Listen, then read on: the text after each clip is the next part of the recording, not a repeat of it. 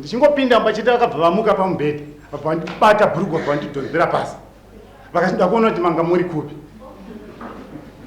Zuva iroro vakarara nehembe dzavo, ndanhangorarawo ndine hembe dzangu, vabva vandinyima sadza yati hazvina basa ndongorara zvangu.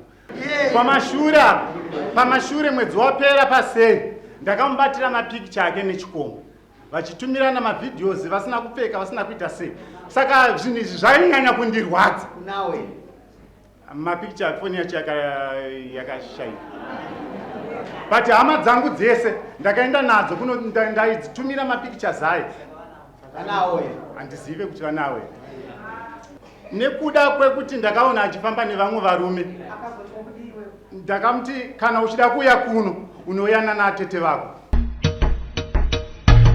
Come to Raphael Signs, where we transform your everyday moments into extraordinary memories with our bespoke mug printing services. Whether you are looking to immortalize a cherished photo, celebrate a special occasion, or promote your brand with a personal touch, our high-quality custom printed mugs are the perfect solution, which are ideal for gifts and corporate giveaways. Choose Raphael Signs for your mug printing needs. Call us now on the number on your screen for a free quotation, or visit us at 91 Livingston Avenue, corner 8th Street, Shilo Building, Harare, Zimbabwe.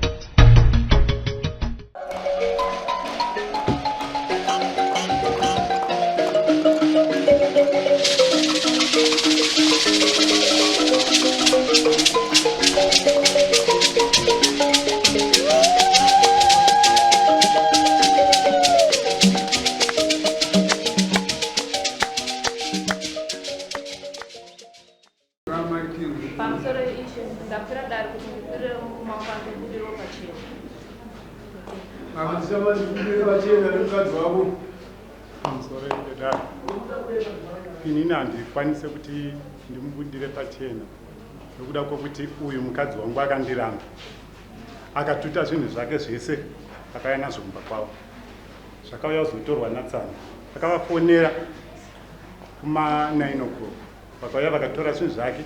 Mushure maitikei munhu angauya ndikungwazi mukadziwa wanenge wagara naye mane makore mangani? 5 years. Uchigara mese pa5 years akambokudai ndikufuna kuti ndinokurokutika muchori mushure mekunge maitika zvakati tsanangurako dare ndobatanidza vanhu. Ini ndaidhiraivha motikari dzekupirota saka ndatakura vanhu ndaenda kunonzi kwachigiji motikari yangu yakafa parodi ndanonoka kudzoka ava vabva vandifonera ini ndandanotsvaga makaniki ndopandakadzoka ndikaona foni yaane miziko foni mangu mamusinawo mari makanika uyabva bata motikari yanga isina kumbofa yanga yambobviswa bhatiri nevamwe vakomana saka bhatiri reriye rakabva razosvotoka ina ndakuzviona ndadzoka kumba ndichingosvika mumba adzimai vangu vanga vakarara ndichingopinda mbachita vakabva vamuka pamubhedha vabva vandibata bhurugwa vabva vandidhonzera pasi vakachinda kuona kuti manga muri kupi.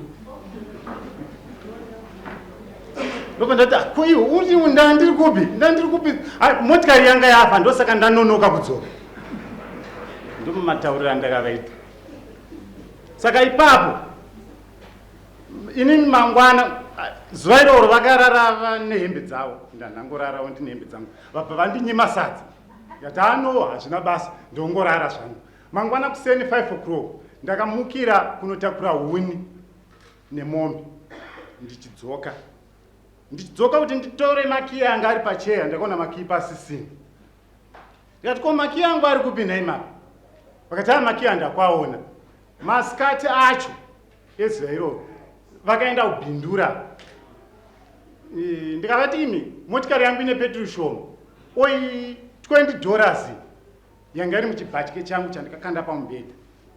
Ndikati oi $20 vabva vatakura vanotenga petrol manheru ndopandikazonge ndakupirota ndopandikazononoka kudzoka.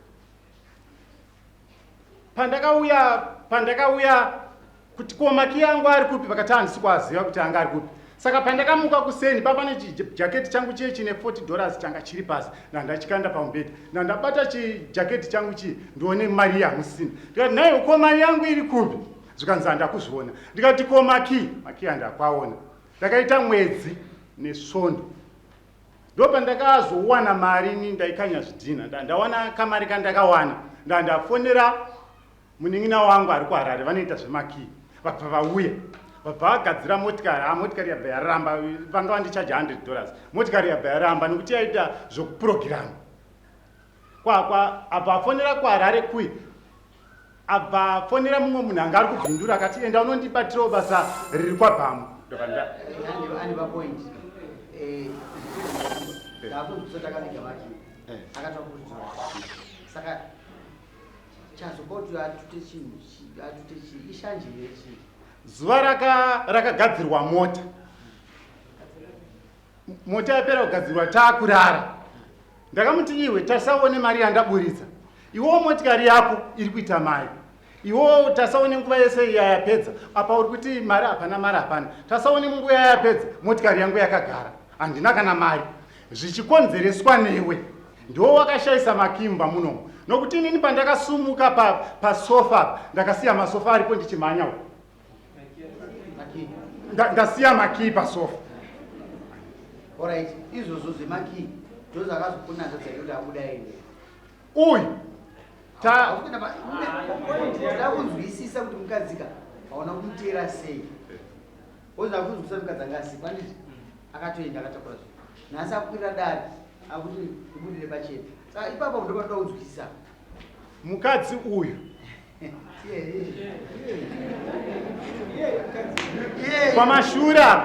pamashure mwedzi wapera paseri ndakamubatira mapikicha ake nechikombo, vachitumirana mavhidhiyozi vasina kupfeka vasina kuita sei.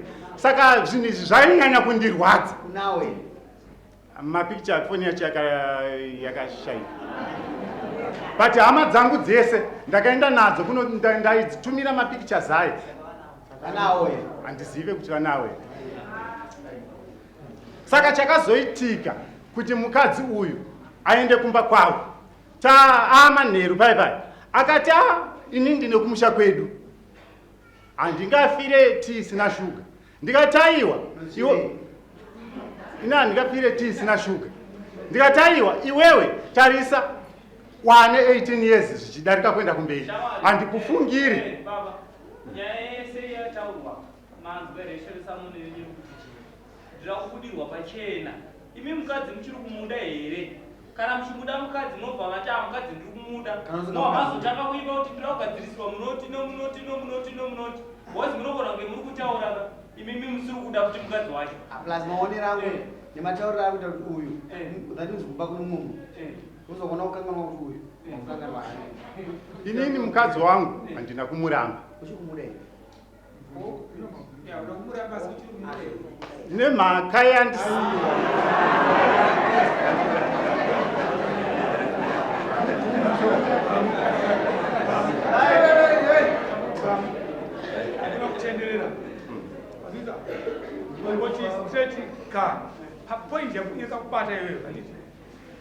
ndinotanga wati kuti uri kumuda here kana kuti kwete hungu kwete. mukadzi wangu ndomuda. Saka ngatigadzisa vakagadziswa ndepano kozi ini mutemo wangu ndakatunga munhu manera nhasi akutowe uyo ndiani wako munin'ina wangu. munyin'ina wako. Saka nhasi manheru uno makuteza akutora maiguru ako, saka wandinyepera ndokudhakirwa usina kuti kumba anogona kusvika gumbezi rakadhonzwa nomumwe. Saka chakanaka kutaura chokwadi darira mambo karini tavazobatanidza vanhu mukadzi wako kumuda iwe nyarara wakwira dare iwewo tsamba yako inokureverera ndokubudirwa pachena ndo tsamba yako, saka nyarara iwe ndobataura uyo kuti wamubudira pachena kwati unomuda. Saka tauda kushingwa kubva kwauyu kuti mauda kuti ugadziriswe iwewe ndopapi nepapi pamudzimai wako. Atembo uyu murume uyu ati ndakabata foni ndikaona meseji usiku asina kutaura uri kuti urikuta mukadzi wako kumafoni aya wakabata aya mufoni mameseji aya uri kuti iyi nawo jesu unota mukadzi wako. Pari zvino tikumboti akunyepa nekuti haana umbowo wezvinobatika kana azokokorodza umboo hunoita kuti isusuwo tanga tisipo tibvume kuti shuwa zvakaitika taakutangira ipapo. Urikuona kuti madharamuzi ari kukanga hausi kupindira bati ipapo watodika kudhara wanyarara. Aiwa, mukadzi wangu ndomuda. Saka uya asi nechinangwa chokuti paakatakura zvinhu achiuya kuno achiuya kumba kwavo kumba kwavo anamboita 3 days 4 days akabva adzoka kwakitsi ndakaona aakufamba nevamwe vanhu vachitenga chuma saka nevamwe varume saka wakamona chitenga chuma business business hapana chakaipa business kuti kudii inini wandiri mukadzi wekumuda kuzirekodi aisa mukadzi wekumuda asi wazomisa angu pachainoi zvinowanikwa asi ari kuita business chimwe chii nekuda kwekuti ndakaona achifamba nevamwe varume ndakamuti kana uchida kuuya kuno unoyana naatete vako. aiwa atete ndini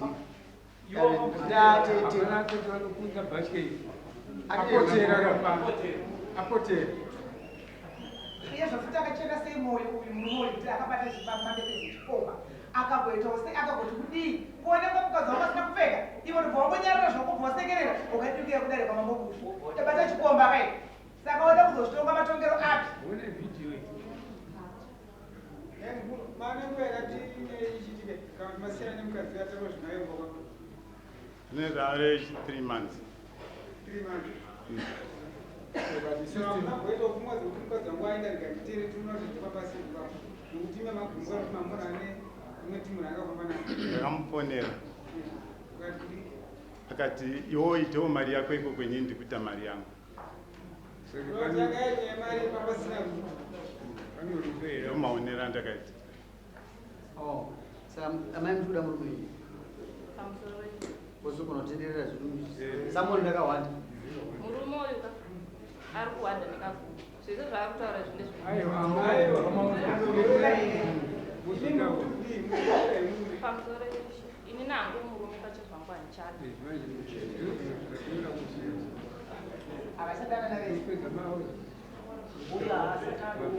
yapera kai simupaguku adhara nyaya ndezizvi zvekunyangirana saka ise ichitoziva panyaya pauri hazina kuoma kuri mukadzira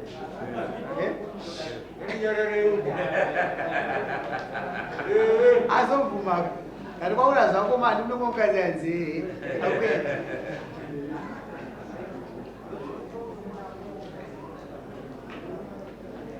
saka omoinipei dare ringopepeta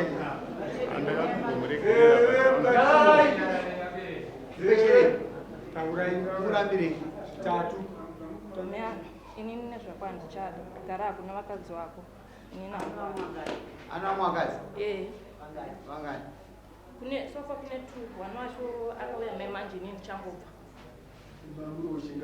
ndandiwe number 2 tandiri 3 ezvo zvikwane mumwe wechi4 ini ndandiwe number 2 alright ene unopa munini wavo ngomuudza zvawarambira tauraka ndopabawona aiwa amadhiwe baba ukama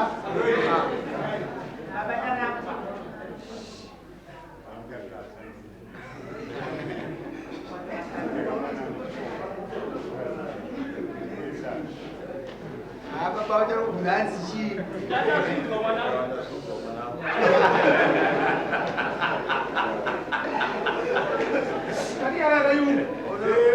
uchazomedza mashoko ka unotura mashoko nana baba shereni wariona kai usazotudzika mashoko amai maafrica pamwe vaitenga chuma vai vakuchitenga manje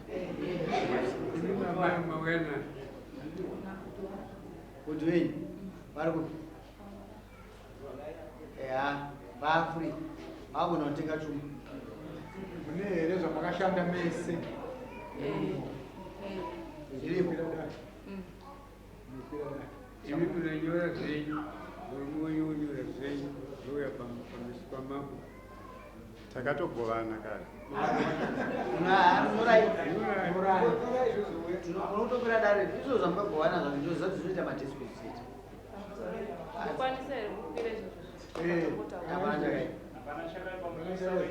zvibanzi handimese muri panapa hapana prichidzidzo dzazokuwa kwasara wandimese muri munongodzoka takaisipedzi ndai panzi munotaurirana nyorai nyorai nyorai nyorai